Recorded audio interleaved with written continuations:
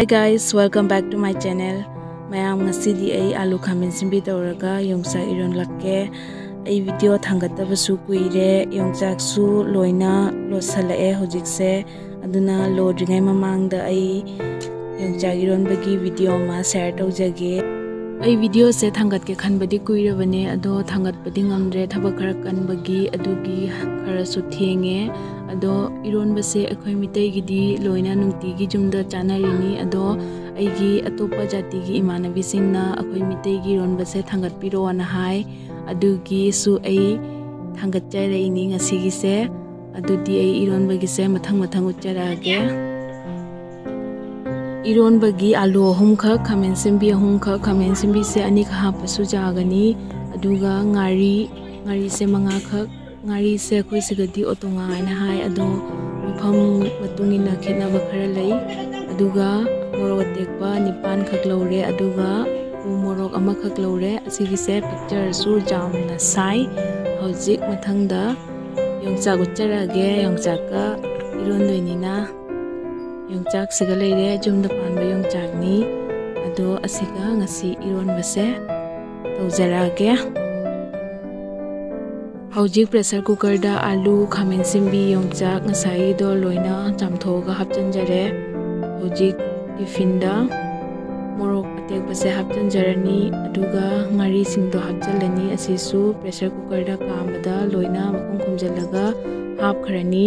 ado umorok ti haparoi umorok to horen onamu hapani hoji ising khara hapjarage pressure cooker da ising se khara lupo hapani aduga khutna mutang mix tawjarani makha ta poching se tawkhatna leirasu manungda changhinabagi hojik tiffin do hapchanjarani tiffin se hapaga makhum khumani aduga anira kamhalani anira kamba loraga pressure do chatkharaga makum hangtoktoini ado anira kamba do enghalage mathang adum enghalage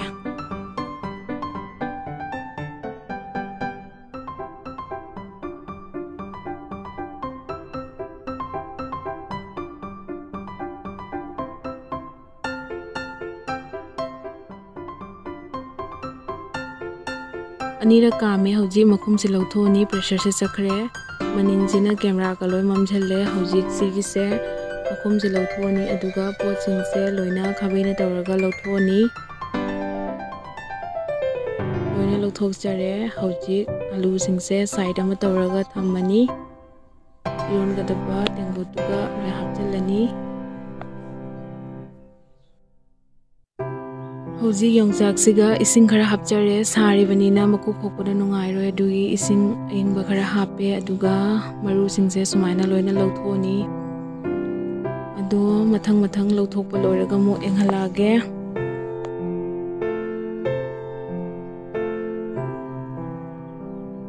tiffin je sumakum hangdok sare morok ka tonga ga su sumulle hojik alu ga khamen simbi ga se glass na fajana takhairani ado cooker dagi lawtharaga alu se isingda tingaga lokhatpado adugi mahauga aduga kangna isingdagi lokhalaga kanghalaga thammaga iron base sina hena hauba hele mayamdi kai khange habiro comment da hoji alu se metpa loraga ngari se hapchanjare hoji iron bada namgadabagi changda thum se hapcharani thum se horen iron ba loraga ising kam hapke haibado adu engaga adugi changina hapaga chujai ado hana degi hapchanjare hojik morok se su hapchanjare aduga hojik se takhairani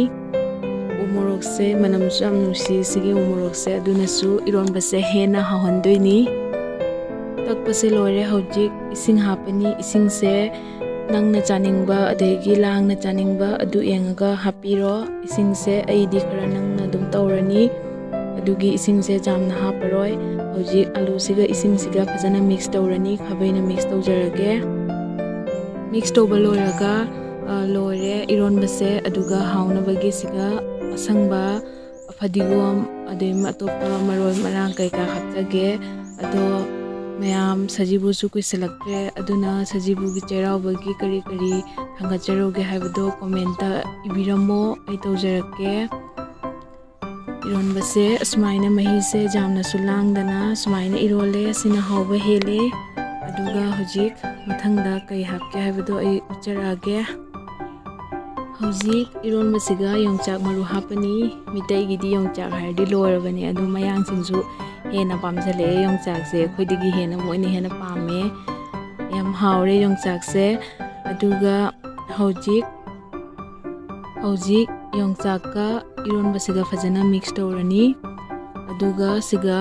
योंगचाक मरु खरा लेहौरे ngасai ina mathakta chainabagi thamme aduga fadigom leire tilhau mana leire asi hujik hapani asi hapaga hena haugatli hujik sigi tengo siga lauthok charage ironbase hujik ironbe sigi mathakta fadigom hape tilhau mana hapani ado video se aina dum camera se paibani na khara dinu me camera se waro bajate hojik tilhau mana se hape aduga hojik siga tilhau hapani tilhau hapaga hojik siga yongchak hapani mathakta phajanabagi adu chabada diloina horen asigi singse hapi singse mix tawraga dum charani hojik se phajanabagi hapani phajaragadi chabada haugadaba male aduna smaina tawre ado ironbase loire ironbase nga tawba yauragadi hena hauri aduna nga tawbasu yaure mayamsu sumaina irolaga hauna chabiu aduga aigi video se nungai biragadi like share subscribe comment to biramu aduga chairau bagi kai tawro hage